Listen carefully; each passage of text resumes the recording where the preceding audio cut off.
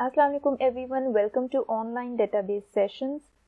आज के सेशन में हम जो टॉपिक कवर करेंगे that is PL/SQL। So let's see what is PL/SQL। PL/SQL stands for Procedural Language Standard Query Language.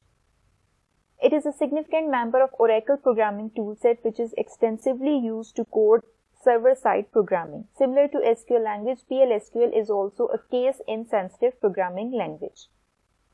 अभी तक जो हमने इस कोर्स में स्ट्रक्चर्ड क्यूरी लैंग्वेज यूज की है वो डेटाबेस ऑब्जेक्ट्स क्रिएट करने के लिए, डेटा रिट्रीवल के लिए, डेटा मैनिपुलेशन के लिए यूज होती है। So basically SQL is a data based और data oriented language.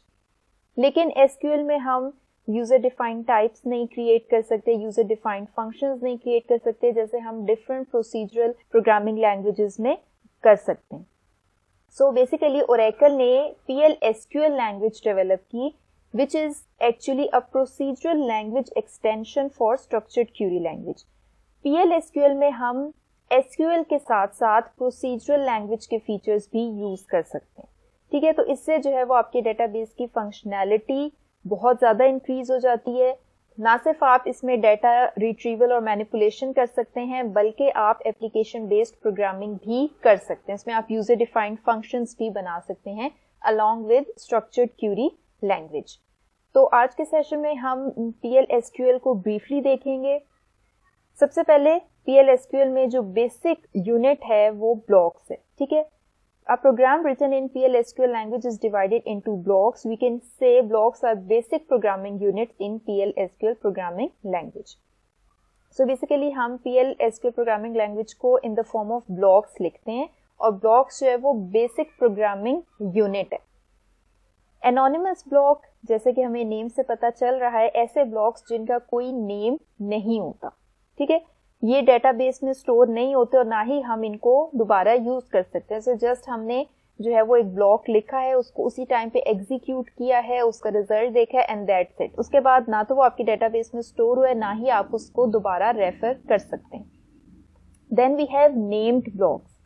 Name block में क्या है कि आपके पास जो ब्लॉक्स हैं उनको आप कोई नेम असाइन करते हैं और वो जो है वो आपके डेटाबेस में स्टोर हो जाते हैं। डेटाबेस में स्टोर होते हैं तो आप उनको बाद में भी उनके नेम से कॉल कर सकते हैं, उनको रेफर कर सकते हैं एंड अगेन उनको यूज कर सकते हैं। ये मोस्टली आपके प्रोसीजर्स, फंक्शंस और पैकेजेस क्रिएट करने के लिए यूज होते हैं। ओके, सबसे पहले जो है हम प्रोटोटाइप देखते हैं एनोनिमस PL/SQL ब्लॉक की। जो एक सिंपल ब्लॉक है उसके क्या क्या पार्ट्स हैं। सबसे पहले है आपके पास डिक्लेरेशन पार्ट जिसको आप स्टार्ट करते हैं विद द वर्ड डिक्लेयर। ये ऑप्शनल है, इसके अंदर अगर आपने डिफरेंट वेरिएबल्स डिक्लेयर करने हैं तो वो आप इस डिक्लेयर वर्ड के बाद डिक्लेयर करेंगे। देन है आपके पास बिगिन स्टेटमेंट। बिगिन स्टेटमेंट के बाद आप लिखते हैं executable statements. Executable statements means के आपने कोई भी प्रोसेसिंग करनी है, कोई भी टास्क परफॉर्म करने हैं, वो वाली जो एग्जीक्यूटेबल स्टेटमेंट्स होंगी वो आप बिगिन स्टेटमेंट के बाद लिखेंगे। Then we have exception statement, ये भी आपके पास ऑप्शनल है, इसमें आप एक्सेप्शन हैंडलिंग की स्टेटमेंट्स लिखेंगे एंड देन एंड के वर्ड से आप इस ब्लॉक को एंड कर देंगे। ठीक है, तो ये एक बेसिक ब्लॉक का सिंटैक्स है इन PL/SQL। जैसे हम एक सिंपल प्रोग्राम देखते हैं। अच्छा, ये जो सेट सर्वर आउटपुट ऑन है ये आपको कमांड रन करनी पड़ती है ताकि SQL डेवलपर में आपको जो है वो आउटपुट शो हो। ठीक है, अगर आप ये रन नहीं करेंगे तो आपको आउटपुट शो नहीं होगी। अब ये देखें, ये एक सिंपल सा ब्लॉक है इन PL/SQL। इसको जो है हम ओरेकल में रन करके देखते हैं, वहीं पे मैं एक्सप्लेन करती हूँ। यहाँ पे हम HR से कनेक्शन करते हैं, HR का सैंपल डेटाबेस पे ही हम ये प्रैक्टिस करेंगे PL/SQL की। अब ये देखिए, मैंने ये एक सिंपल सा ब्लॉक लिखा है, इसमें डिक्लेयर के बाद मैंने एक वेरिएबल डिक्लेयर किया है, test_var1 इस वेरिएबल का नेम है। उसके बाद मैंने इसकी डेटा टाइप बताइए कि किस डेटा टाइप से रिलेटेड ये वैल्यू स्टोर कर सकते हैं, जैसे हम एक नॉर्मल प्रोग्रामिंग लैंग्वेज में करते हैं। देन बिगिन की स्टेटमेंट लिखिए। बिगिन की स्टेटमेंट में इस वेरिएबल को हमने एक वैल्यू असाइन की है। वैल्यू असाइन करने के लिए आप पहले कॉलन लिखेंगे एंड देन इक्वल्स का साइन डालेंगे। ठीक है, ये इसका सिंटैक्स है जब भी आपने कोई वैल्यू किसी वेरिएबल को असाइन करनी है। देन आपके पास स्टेटमेंट है dbms_output.putLine test var1। ये स्टेटमेंट जो है ये आपकी आउटपुट स्क्रीन पे वैल्यू प्रिंट करेगी। जैसे पाइथन में आपके पास प्रिंट का फंक्शन है, तो ये भी आप कह लें कि एक पुट लाइन का फंक्शन है जो कि इस टेस्ट var1 या जो भी आपने स्ट्रिंग दी हो, कोई भी वेरिएबल दिया हो, उसकी वैल्यू आउटपुट स्क्रीन पे शो करेगी। एंड देन एंड के साथ हमने इस ब्लॉक को एंड कर दिया। तो इसको आप रन करें, जो देखें आपकी स्क्रिप्ट आउटपुट है और इस पे लिखा आ रहा है प्रोसीजर सक्सेसफुली कंप्लीटेड, लेकिन आपको आउटपुट पे कुछ शो नहीं हो रहा क्योंकि मैंने आपको बताया था कि आपने पहले सेट सर्वर आउटपुट की कमांड को एग्जीक्यूट करना है ताकि आपको आउटपुट पे रिजल्ट भी शो हो। ठीक है, पहले हमने इस कमांड को रन कर लिया। अब जब मैं ये वाला ब्लॉक दोबारा रन करती हूँ तो आपके पास आउटपुट पे वैल्यू शो हो रही है 10। ठीक है, तो ये वाला जो फंक्शन है ये टेस्ट var1 में जो हमने वैल्यू असाइन की थी 10 आउटपुट स्क्रीन पे शो कर रहा है। तो ये बेसिकली एक सिंपल सा ब्लॉक है इन PL/SQL जिसका ये बेसिक सिंटैक्स है। Okay, next, in the following example, we will declare the variable in declaration section and initialize it by fetching value from the table employees of HR user. अब जैसे मैंने ऊपर बताया कि आप इस प्रोग्रामिंग लैंग्वेज के साथ SQL स्टेटमेंट्स भी यूज कर सकते हैं, which is a great advantage. इसमें क्या है, अब इस एग्जाम्पल में हम एक वेरिएबल डिक्लेयर कर रहे हैं, उस वेरिएबल में हम वैल्यू कौन सी स्टोर करा रहे हैं, वो वैल्यू हम HR के स्कीमा में हमारे पास जो एम्प्लॉयज का टेबल है उस टेबल में से हम एक वैल्यू फेच करके इस वेरिएबल को असाइन करेंगे। सो ये मैंने डिक्लेयर की स्टेटमेंट लिखी है, उसमें मैंने एक वेरिएबल डिक्लेयर कराया है var_salary, इसकी डाटा टाइप डिफाइन किया और साथ में इसका साइज डिफाइन किया। बिगिन में अब हमने एग्जीक्यूटेबल स्टेटमेंट्स लिखी हैं, यहाँ पे हमने SQL क्यूरी लगाई है select salary into var salary from employees where employee ID is equals to 100। हम नॉर्मली जो है वो आप इन वर्ड्स को निकाल दें तो ये आपकी एक नॉर्मल SQL क्यूरी है। Select salary from employees where employee ID is equals to 100। जिस एम्प्लॉय की आईडी 100 होगी आपको उसकी सैलरी मिल जाएगी। अब इसमें हम क्या कर रहे हैं, हमने बीच में लिखा है इनटू var salary, मींस कि वो जो सैलरी हमारे पास आएगी वो हमने इस वेरिएबल को असाइन कर देंगे। ठीक है, जो भी हमने ऊपर यहाँ पे डिक्लेयर किया, तो वो सैलरी इस वाले वेरिएबल में स्टोर हो जाएगी यूजिंग इनटू क्लॉज। उसके बाद हमने अगेन अपनी आउटपुट पे जो है वो शो कराया है, यहाँ पे हम कोट्स चेंज कर देते हैं, सैलरी इज, ठीक है, आगे हमने कंकैटिनेट ऑपरेटर लगाया है var salary, वो वाली जो वैल्यू अब इसमें स्टोर हुई होगी इस वेरिएबल में वो हमारी आउटपुट स्क्रीन पे शो हो जाएगी। तो रन करते हैं, सैलरी इज 24,000। हम यहाँ से टेबल्स पे जाते हैं और एम्प्लॉयज के टेबल में जाते हैं और जहां पे एम्प्लॉय आईडी हमारे पास 100 है, इसकी सैलरी हमारे पास 24,000 है। तो इस तरह से आप PL/SQL में टेबल से वैल्यू फेच करके किसी वेरिएबल को असाइन कर सकते हैं using into clause. Okay, next है हमारे पास PL/SQL प्रोसीजर, जो कोई भी टास्क परफॉर्म करने के लिए आप यूज करते हैं। इसका सिंटेक्स देख लें, क्रिएट और replace procedure, procedure name, create और रिप्लेस की आप कमांड यूज करेंगे, प्रोसीजर का वर्ड लिखेंगे कि आप एक प्रोसीजर क्रिएट करें और उसके बाद आप अपना कोई भी प्रोसीजर का नेम डिफाइन करेंगे। देन ये आपने पैरामीटर्स की लिस्ट बतानी है। ठीक है, पैरामीटर नेम होगा, उसके साथ या तो आप इन लिखेंगे या आप आउट लिखेंगे या आप इन आउट लिखेंगे। इसका मतलब क्या है, जिस पैरामीटर के साथ आपने इन लिखा है इट मींस कि उसकी वैल्यू आप इस प्रोसीजर को पास करा रहे हैं, और ये वाला जो पैरामीटर है ये इस ब्लॉक के अंदर, इस प्रोसीजर के ब्लॉक के अंदर जस्ट रीडेबल है, मींस वो इसमें आके एक कांस्टेंट वैल्यू बन जाती है और आप उस पैरामीटर की वैल्यू देन चेंज नहीं कर सकते इस प्रोसीजर के अंदर, उसकी वैल्यू बस आप प्रोसीजर के आउटसाइड से सेंड करेंगे। आउट का मतलब क्या है, आउट का मतलब जैसे आप फंक्शन से वैल्यू रिटर्न कराते हैं तो जिस पैरामीटर के साथ आपने आउट लिखा होगा बेसिकली आप उसकी वैल्यू इस प्रोसीजर से रिटर्न करा रहे होंगे, इस प्रोसीजर में उसकी वैल्यू चेंज हो रही होगी। तो वो जो पैरामीटर है वो इस प्रोसीजर के अंदर एज अ वेरिएबल वर्क कर रहा है कि आप उसकी वैल्यू यहाँ से चेंज कर रहे हैं। इन आउट का मतलब क्या है कि ऐसा पैरामीटर जिसकी आप वैल्यू जो है वो outside of the procedure read करेंगे, ठीक है, उसकी वैल्यू आप प्रोसीजर के आउटसाइड से पास करेंगे और यहाँ पे आप इसके अंदर भी उसकी वैल्यू चेंज करके रिटर्न कर सकते हैं। देन अगेन आपने डाटा टाइप बतानी है कि पैरामीटर्स की टाइप क्या है। इज एस जो क्लॉज है ये इंटरचेंजेबली यूज हो सकता है, ठीक है। नॉर्मली एस जो है वो स्टैंड अलोन प्रोसीजर्स के लिए यूज होता है, इज यूज होता है जब आपने किसी पैकेज के अंदर प्रोसीजर डिफाइन किया हो, बट आप कोई भी यूज करें इससे फर्क नहीं पड़ता।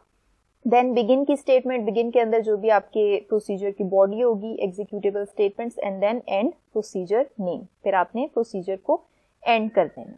अब यहाँ पे हमारे पास एक एग्जाम्पल गिवन है, इस एग्जाम्पल को रन करते हैं। ओके, यहाँ पे देखें आपने डिक्लेयर के बाद 3 वेरिएबल्स डिक्लेयर किए हैं, ए बी सी, और उनकी डाटा टाइप है नंबर। ओके, आगे आपने एक प्रोसीजर बनाई। अच्छा, अब ये हमारे पास एनोनिमस प्रोसीजर है, इट मीन्स कि ये आपके डेटाबेस में स्टोर नहीं होगा और ना ही आप इसको बाद में रेफर कर सकते हैं। तो हमने यहाँ पे क्रिएट और रिप्लेस की स्टेटमेंट यूज नहीं की, हमने डायरेक्ट प्रोसीजर लिखा है। उसके बाद प्रोसीजर का नेम हमने फाइंड मिन बताया है, उसके बाद हमने पैरामीटर लिस्ट बताई है। इसमें देखें एक एक्स है हमारे पास और आगे हमने लिखा है इन, और आगे हमने उसकी डाटा टाइप बताई है नंबर। देन अगेन हमने y पैरामीटर लिया है, आगे हमने इन मेंशन किया और इसकी टाइप हमने बताई है नंबर। इट मीन्स के x और y की वैल्यू जो है वो हम जब इस प्रोसीजर को कॉल करेंगे उसके साथ हम x और y की वैल्यू पास करेंगे। ठीक है, हम यहाँ पे x और y की वैल्यू बेसिकली रीड कर रहे हैं इस प्रोसीजर के अंदर, और x और y की वैल्यू हम इस प्रोसीजर के अंदर चेंज नहीं कर सकते। वो जो आउटसाइड से वैल्यू आएगी वही इनकी वैल्यूज होगी, वो यहाँ पे आके एज अ कॉन्स्टेंट एक्ट करेगी। z के साथ हमने लिखा है आउट और इसकी डेटा टाइप भी है नंबर। तो z की वैल्यू हम इस प्रोसीजर के अंदर चेंज कर सकते हैं, उसे कोई न्यू वैल्यू असाइन कर सकते हैं, और बेसिकली आउट मीन्स कि हम यहाँ से ये वैल्यू रिटर्न करा रहे हैं इस प्रोसीजर के बाहर। आगे हमने इज का वर्ड लिखा है जो कि हमें सिंटेक्स में एज इट इज लिखना है। उसके बाद बिगिन, अब बिगिन के बाद if x is less than y, ठीक है, कि अगर ये वाला जो x की वैल्यू जो पास होके आएगी, जो इसमें रीड होगी, वो y से लेस है, देन हमने z को x की वैल्यू असाइन कर देनी है, एल्स z को y की वैल्यू असाइन कर देनी है। ठीक है, तो ये बेसिकली एक इफ एल्स का ब्लॉक है। इफ के बाद आपने कंडीशन लिखी, देन के बाद आपने मेंशन किया कि क्या करना है, और फिर आपने एल्स में बताया कि अगर इफ वाली कंडीशन ट्रू नहीं होती तो फिर उसने एल्स को एग्जीक्यूट करना है, z में आपने y की वैल्यू असाइन कर देनी। एंड इफ करके आपने इफ के ब्लॉक को एंड किया। ये वाला जो एंड है ये बेसिकली ये जो आपने प्रोसीजर को बिगिन किया इसको एंड कर रहे हैं। इसके बाद वाली स्टेटमेंट्स भी लिखने हैं। ओके, हमने एक और ब्लॉक स्टार्ट किया विद बिगिन, इसमें हमने a और b को वैल्यूज असाइन की। ठीक है, ये जो ऊपर हमने देखे a और b को यहाँ पे डिक्लेयर किया था। ठीक है, तो उन्हीं वेरिएबल्स में हमने यहाँ पे वैल्यू असाइन की है और हमने फाइंड मिनिमम वाले प्रोसीजर को कॉल किया है और हमने ये वैल्यूज अब देखें a b c as a parameter लिखे। सी में हम कोई वैल्यू पास नहीं करा रहे क्योंकि ये जो हमारा थर्ड पैरामीटर है ये हमें रिटर्न होके आएगा, इसकी वैल्यू हमें इस प्रोसीजर से मिलेगी। पहले ए और बी की वैल्यूज जो हमने यहाँ पे असाइन की हैं वो हमने इस फंक्शन में पास करा दी, इस प्रोसीजर में पास की हैं। एक्स में अब आपके पास 23 है, वाई में आपके पास 45 है। कंपैरिजन होगा कि क्या 23 लेस देन 45 है, कंडीशन ट्रू है तो z को क्या वैल्यू असाइन हो जाएगी, 23 असाइन हो जाएगी। ठीक है, एल्स में जाहिर है नहीं जाएगा क्योंकि आपकी इफ की कंडीशन ट्रू हो गई है। अब हम इसको रन करते हैं तो ये देखें मिनिमम ऑफ 23 24 इज 23। ठीक है, ये आपने यहाँ पे ये जो लाइन लिखी हुई है मिनिमम ऑफ 23 45 इज, और आगे कंकैटिनेट ऑपरेटर के साथ आपने c को प्रिंट कराया। ठीक है, c की वैल्यू हमारे पास कहाँ से आ रही है, ये जो z को वैल्यू असाइन हुई है ये हमारे पास c में रिटर्न होके आ रही है। ओके, अब हम एक नेम्ड प्रोसीजर बनाएंगे to insert record in region table. ठीक है, अब हमने क्योंकि जाहिर है हम एसक्यूएल के साथ भी इसकी प्रैक्टिस करेंगे। एसक्यूएल में हमारे पास रिकॉर्ड इंसर्ट करने के लिए इंसर्ट की स्टेटमेंट यूज होती है। हमने एक प्रोसीजर क्रिएट किया, क्रिएट और रिप्लेस प्रोसीजर इंसर्ट रीजन। आगे हमने पैरामीटर लिस्ट बताई, registration ID in number, registration number in varchar2।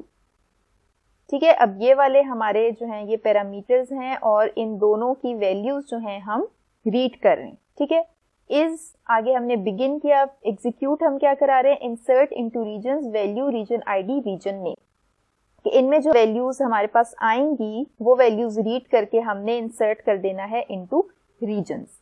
Okay, इसको रन करते हैं। ओके, यहाँ पे हम रीजन्स के साथ कॉलम नेम्स भी दे देते हैं, जो कि हमारे कॉलम का नेम है, एक रीजन आईडी है, comma and then region name, region underscore name. Okay, now हम इस प्रोसीजर को रन करते हैं। Procedure insert region compile. ठीक है, अच्छा नेक्स्ट जो है वो हम इसमें एक रिकॉर्ड एंटर करते हैं, इसको हम चेंज कर लेते हैं, रिकॉर्ड इंसर्टेड सक्सेसफुली। ठीक है, ये हमें आउटपुट पे स्टेटमेंट शो होगी। अब हम रीजन्स में जाके देखते हैं डाटा में तो ये देखिए 101 रीजन आईडी के साथ यूके रीजन नेम जो है वो इसमें इंसर्ट हो गया। तो इस तरह से ये आपके नेम्ड प्रोसीजर्स वर्क करते हैं, वो आपके स्कीमा में स्टोर भी हो रहे हैं और आप इनको कॉल कर सकते हैं in an other PL/SQL block. Okay, next है हमारे पास PL/SQL ट्रिगर। ट्रिगर क्या होता है? A trigger is a named PL/SQL block stored in the Oracle database and executed automatically when a triggering event takes place. So basically हम triggers को use करते हैं जब भी कोई इवेंट परफॉर्म होता है, तो वो इवेंट परफॉर्म होने के साथ हम चाहते हैं कि कुछ स्टेटमेंट्स खुद ब खुद एग्जीक्यूट हो जाएं। जैसे ही वो इवेंट परफॉर्म हो तो कुछ स्टेटमेंट्स एग्जीक्यूट हो जाएं, उसके लिए हम ट्रिगर यूज करते हैं। तो जिस ऑपरेशन पे भी हमने, जिस इवेंट पे भी हमने ट्रिगर अप्लाई किया होता है, जब वो इवेंट टेक्स प्लेस होता है तो वो ट्रिगर जो है वो ऑटोमेटिकली एग्जीक्यूट हो जाता है। इसके हम सिंटेक्स को देखते हैं। क्रिएट और रिप्लेस ट्रिगर के साथ हम एक ट्रिगर नेम लिखेंगे जो कि हमारे ट्रिगर का नेम होगा। Before, after, instead of, next, insert और अपडेट और डिलीट। अब बेसिकली बिफोर का मतलब है कि वो इवेंट टेक प्लेस होने से पहले, आफ्टर का मतलब है कि वो इवेंट जब हो जाएगा उसके बाद, इंस्टेड ऑफ हम यूज करते हैं जब हम ट्रिगर जो है वो व्यूज पे क्रिएट करें। ठीक है, आगे हमने DML ऑपरेशंस लिखे हैं जिन पे हम ट्रिगर परफॉर्म करें, जिनको अभी हम एज एन इवेंट ले रहे हैं। ठीक है, कि कोई न्यू रिकॉर्ड इंसर्ट हुआ है या अपडेट हुआ है या डिलीट हुआ है। आप एक से ज्यादा DML ऑपरेशन भी यहाँ पे लिख सकते हैं, इंसर्ट और अपडेट लिख दें या तीनों लिख दें। ऑफ के बाद आपने वो कॉलम नेम बताना है, ठीक है, जिसपे आपने ट्रिगर अप्लाई करना है। ऑन के बाद आपने उस कॉलम का टेबल नेम बताना है। Referencing old as O, new as N. इसमें क्या है कि आपके जब भी आपको DML ऑपरेशंस परफॉर्म करते हैं तो आपकी जो ओल्ड वैल्यू होती है और एक न्यू वैल्यू होती है। ठीक है, तो बाय डिफॉल्ट आपकी ओल्ड और न्यू वैल्यूज जो हैं वो स्टोर हो जाती हैं ओल्ड और न्यू में। ठीक है, लेकिन अगर आपने जो है उनका नेम चेंज करना है तो वो आप यहाँ पे, जैसे यहाँ पे O और N है कि ओल्ड वैल्यू O में स्टोर हो जाए, N वैल्यू N में स्टोर हो जाए, तो आप मेंशन कर सकते हैं, लेकिन इसकी जरूरत नहीं है। बाय डिफॉल्ट वो आपकी स्टोर हो जाएंगी। देन है फॉर ईच रो। इसका मतलब ये है कि जब भी कोई उस टेबल की किसी भी रो पे ये ऑपरेशन परफॉर्म होगा तो इस ट्रिगर को एग्जीक्यूट होना है। ठीक है, अगर आप फॉर ईच रो नहीं लिखते तो वो टेबल बेस्ड ट्रिगर बन जाता है और वो ट्रिगर सिर्फ एक ही बार एग्जीक्यूट होगा जब भी कोई DML ऑपरेशन उस पर परफॉर्म होगा। लेकिन जब आप फॉर ईच रो लिखेंगे तो ये रिकॉर्ड बेस्ड ट्रिगर होगा और जब भी किसी रिकॉर्ड में चेंजेस होंगी तो ये ट्रिगर एग्जीक्यूट होगा। व्हेन के बाद आपने कंडीशन बतानी है, डिक्लेयर के बाद आपने यहाँ पे कुछ भी डिक्लेरेशंस करनी हो, बिगिन के बाद अगेन एग्जीक्यूटेबल स्टेटमेंट्स और एक्सेप्शन के बाद exception handling statement and then end. तो ये इसका ओवरऑल सिंटेक्स है। अब हम इसकी एग्जांपल देखते हैं। अच्छा, नॉर्मली जो है जब आपने डेटाबेस को ऑडिट करना हो तो आपको ये सारी इंफॉर्मेशन होनी चाहिए कि कौन से यूजर ने किस टाइम पे आपकी डेटाबेस में क्या चेंजेस किए। तो इस ऑडिट के लिए हम देखते हैं कि हम ट्रिगर्स का कैसे यूज कर सकते हैं। In order to keep a track of all the DML activities performed on a location table of the HR database, for example, which user inserted, updated or deleted a row from the table and when, we will perform table audit using triggers as follows. अब HR के database में हमारे पास एक location table है और हमने इसका record रखना है कि किस यूजर ने किस टाइम पे उस लोकेशन में क्या क्या चेंजेस परफॉर्म की। तो फर्स्ट स्टेप इसका क्या होगा, सबसे पहले हम एक टेबल क्रिएट कर लेंगे ऑडिट्स के नेम से। ठीक है, इसमें हमारे पास क्या क्या इन्फॉर्मेशन होगी, एक ऑडिट आईडी होगी, वो प्राइमरी की होगी। ठीक है, टेबल नेम होगा कि किस टेबल में चेंजेस की हैं, ट्रांजैक्शन नेम होगा कि किस टाइप की ट्रांजैक्शन हुई है, अपडेट हुई है, डिलीट हुई है या फिर इंसर्ट हुई है। वैल्यू बाय यूजर में हमारे पास किस यूजर ने की है उसका नेम आएगा और ट्रांजैक्शन डेट में जिस डेट पे उसने वो ट्रांजैक्शन परफॉर्म की होगी। ठीक है, तो ये वाली सारी इंफॉर्मेशन हम किस टेबल में स्टोर करेंगे, ऑडिट्स के टेबल में। तो सबसे पहले हम ऑडिट्स का टेबल क्रिएट कर लेते हैं। ठीक है,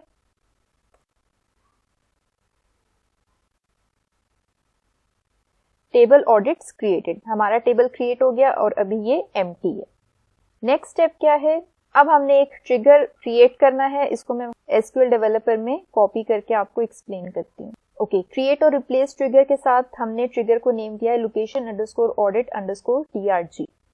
देन हमने लिखा है आफ्टर अपडेट और डिलीट ऑन लोकेशंस। ठीक है, मीन्स के लोकेशन के टेबल पे जब भी कोई अपडेट ऑपरेशन होगा या डिलीट ऑपरेशन होगा, वो ऑपरेशन परफॉर्म होने के बाद क्या करना है।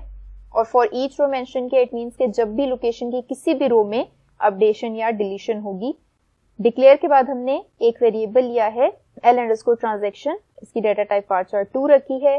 देन हमने बिगिन के बाद स्टेटमेंट्स लिखी हैं जिसमें हमने इस वेरिएबल में केस को कॉल किए। ठीक है, केस स्टेटमेंट बिल्कुल वैसे ही जैसे C++ में एक स्विच स्टेटमेंट है जिसमें आपके पास डिफरेंट केसेस होते हैं, तो इसमें हमारे पास केस स्टेटमेंट है जिसमें व्हेन के बाद आप बताते हैं कि अगर ये वाली कंडीशन ट्रू है देन ये हो जाए, अगर ये वाली ट्रू है देन ये हो जाए। तो इसमें क्या हो रहा है कि अगर वैल्यू अपडेट हो रही है देन जो L ट्रांजैक्शन है उसमें अपडेट स्टोर हो जाए। अगर वैल्यू डिलीट हो रही है व्हेन डिलीटिंग, देन इस L ट्रांजैक्शन में वैल्यू स्टोर हो जाए डिलीट। ठीक है, कि हम कौन सी टाइप की ट्रांजैक्शन कर रहे हैं, अपडेट कर रहे हैं या फिर डिलीट कर रहे हैं। यहाँ पे हमने केस को एंड कर दिया। नेक्स्ट हम क्या कर रहे हैं, हम इंसर्ट इनटू ऑडिट्स कर रहे हैं। ये ऑडिट के जो हमारे कॉलम नेम्स हैं वो सारे हैं। ओके, नेक्स्ट हम वैल्यूज इंसर्ट कर रहे हैं regions_sequence.nextWhat। ऑडिट आईडी में जो है वो हम सीक्वेंस की नेक्स्ट वैल्यू ले रहे हैं। ये हमने सीक्वेंसेस लास्ट सेशन में डिस्कस किया था, किस तरह से क्रिएट होती हैं, कैसे यूज होती हैं। टेबल नेम हमारे पास लोकेशंस का है, हमने एज इट इज लोकेशन लिख दिया। ट्रांजैक्शन नेम क्या है, L_transaction। ये जो भी वैल्यू हमारे पास इन स्टेटमेंट्स के बाद आएगी, या अपडेट आएगी या फिर डिलीट आएगी। यूजर, जिस यूजर से हम लॉग इन होंगे उस वाले यूजर की इंफॉर्मेशन बाय यूजर के कॉलम में सेव हो जाएगी। सिस डेट जो है वो आपके सिस्टम की जो अभी करंट प्रेजेंट डेट होती है वो आपको रिटर्न करता है। ठीक है, ओरेकल में अगर आपने अभी करंट डेट देखनी है तो उसके लिए आप सिस डेट का फंक्शन यूज करते हैं। तो सिस डेट जो है वो आपकी ट्रांजैक्शन डेट में स्टोर हो जाए और फिर आपने इसको एंड कर दी। ठीक है, इसको हम रन करते हैं। Trigger location audit TRG compiled. ठीक है, ये हमारे पास क्रिएट हो गया है। नेक्स्ट स्टेप क्या है, अब नेक्स्ट स्टेप में हमने कोई DML ऑपरेशन परफॉर्म करने। हमने लोकेशन में अपडेट का ऑपरेशन परफॉर्म किया है। ठीक है, हम लोकेशंस को अपडेट कर रहे हैं, पोस्टल कोड चेंज कर रहे हैं जहां पे लोकेशन आईडी जो है वो 3000 है। इसको हम रन करते हैं। 1 रो अपडेटेड। ठीक है, अब हमने लोकेशंस पे एक अपडेट ऑपरेशन परफॉर्म किया है और हमने एक ट्रिगर अप्लाई किया हुआ था कि जब भी लोकेशंस में कोई वैल्यू अपडेट होगी उसके बाद ये ट्रिगर फायर हो जाना चाहिए जिसमें हम वैल्यूज इंसर्ट कर रहे हैं इनटू ऑडिट्स टेबल। तो अब हम जाते हैं ऑडिट टेबल में और देखते हैं कि क्या ट्रिगर फायर हुआ है, क्या इसमें कुछ रिकॉर्ड स्टोर हुए हैं। तो ये देखें, ये वाली जो आपका रिकॉर्ड है वो इसमें इंसर्ट हो गया है। इसमें जो ट्रांजैक्शन नेम है वो अपडेट आ रहा है, कौन से यूजर ने किया है, HR यूजर ने किया है, और ये जिस डेट पे परफॉर्म किया है वो डेट भी यहाँ पे शो हो रही है। इट मींस कि हमारा ट्रिगर जो है वो बिल्कुल ठीक से वर्क कर रहा है। तो इस तरह से हम ट्रिगर्स जो हैं वो डिफरेंट DML ऑपरेशंस पे परफॉर्म कर सकते हैं कि जब भी कोई DML ऑपरेशन परफॉर्म होता है तो वो ट्रिगर खुद ब खुद एग्जीक्यूट हो जाए। ओके, नेक्स्ट हमारे पास जो टॉपिक है वो है PL/SQL कर्सर। ये क्या होता है, a cursor is a pointer to this context area. PL/SQL controls the context area through a cursor. A cursor holds the rows, one or more returned by SQL statement. The set of rows the cursor holds is referred to as active set. So basically जब भी हम कोई SQL statement या query run करते हैं तो Oracle उसे context area assign कर देते हैं। ठीक है, उस कॉन्टेक्स्ट एरिया में उस क्यूरी से या उस एसक्यूएल स्टेटमेंट से रिलेटेड सारी इंफॉर्मेशन होती है। तो PL/SQL के जो कर्सर हैं वो basically pointer to that context area, means के इन कर्सर्स की हेल्प से हम उस कॉन्टेक्स्ट एरिया से इंफॉर्मेशन ले सकते हैं about particular query. So normally इसके पास जो है वो रोज की इंफॉर्मेशन होती है कि किसी DML ऑपरेशन से कितनी रोज इफेक्ट हुई हैं। हमारे पास 2 टाइप्स के कर्सर्स हैं, इम्प्लिसिट कर्सर्स और एक्सप्लिसिट कर्सर्स। यहाँ पे हम सिर्फ इम्प्लिसिट कर्सर्स को कवर करेंगे। इम्प्लिसिट कर्सर्स क्या होते हैं, जो कि ऑटोमेटिकली ओरेकल क्रिएट कर देता है जब भी कोई SQL स्टेटमेंट एग्जीक्यूट होती है, जहाँ पे हमने कोई एक्सप्लिसिट कर्सर डिफाइन नहीं किया होता। सो एक्सप्लिसिट कर्सर्स जो हैं वो यूजर डिफाइंड होते हैं, इम्प्लिसिट कर्सर्स ऑटोमेटिकली क्रिएट हो जाते हैं। Programmers can not control the implicit cursors and the information in it. Programmers के कंट्रोल में नहीं होती इम्प्लिसिट कर्सर्स की इंफॉर्मेशन क्योंकि वो ओरेकल ऑटोमेटिकली खुद ही से क्रिएट करता है जब भी कोई एसक्यूएल स्टेटमेंट एग्जीक्यूट होती है। सो हमारे पास डिफरेंट कर्सर्स अवेलेबल हैं इन इम्प्लिसिट कर्सर्स। फाउंड का कर्सर है, ये हमने हमेशा परसेंटेज के साइन के साथ लिखना है। It returns true if an insert, update और delete statement affected one or more rows और select into statement return one or more rows, otherwise it returns false. अभी जैसे मैंने बताया कि जब भी कोई एसक्यूएल स्टेटमेंट एग्जीक्यूट होती है तो ओरेकल उसे कॉन्टेक्स्ट एरिया असाइन कर देते हैं जिसमें उस क्यूरी से रिलेटेड सारी इंफॉर्मेशन होती है। तो फाउंड के कर्सर से हमें क्या पता चलता है कि क्या उस एसक्यूएल स्टेटमेंट ने किसी रो को अफेक्ट किया है या फिर नहीं किया। अगर एक या एक से ज्यादा रोज को अफेक्ट किया होता है तो वो ट्रू रिटर्न करेगा ये कर्सर, अदरवाइज फॉल्स रिटर्न करेगा कि हमने जो for example delete statement execute की है कोई भी रोज से डिलीट नहीं हुई, मे बी वो रिकॉर्ड हमारे टेबल में प्रेजेंट ही ना हो। देन नॉट फाउंड का कर्सर है। नॉट फाउंड का कर्सर एग्जैक्टली फाउंड के ऑपोजिट काम करता है। वो ट्रू रिटर्न करता है जब इंसर्ट, अपडेट और डिलीट की स्टेटमेंट्स कोई भी रोज अफेक्ट नहीं करती हैं, और अदरवाइज अगर ये रोज अफेक्ट करती हैं तो फिर ये फॉल्स रिटर्न करता है। देन इज ओपन का कर्सर है। It always returns false for implicit cursors because Oracle closes the SQL cursors automatically after executing its associated SQL statement. अच्छा, इज ओपन से हमें पता चलता है कि क्या कर्सर जो है वो ओपन है, तो ये हमेशा फॉल्स रिटर्न करेगा क्योंकि जो ओरेकल है वो इम्प्लिसिट कर्सर्स को बाय डिफॉल्ट क्लोज कर देते हैं। ठीक है, तो जब आपका कर्सर क्लोज हो जाता है तो इज ओपन आपको फॉल्स रिटर्न करते हैं। देन हमारे पास रो काउंट का कर्सर है। It returns the number of rows affected by insert, update और डिलीट स्टेटमेंट और return by select into statement. तो जितनी रोज अफेक्ट हुई होती हैं या जितनी रोज सेलेक्ट की स्टेटमेंट ने हमें रिटर्न की होती हैं उनका काउंट जो है वो रो काउंट कर्सर के पास होता है। Any SQL cursor attribute will be accessed as SQL percentage attribute name as shown below in the example. जब भी हमने SQL के कर्सर्स को यूज करना होगा उसके लिए हम SQL लिखेंगे, देन ये परसेंटेज वाला साइन और उसके बाद जो भी हमारे कर्सर का नेम होगा वो लिखेंगे। ठीक है, अब यहाँ पे हमारे पास एक एग्जाम्पल गिवन है। The following program will update the table and increase the minimum salary of each job by 500 and use the SQL row count attribute to determine the number of rows affected. इसमें हमने एक PL/SQL का block लिखा है।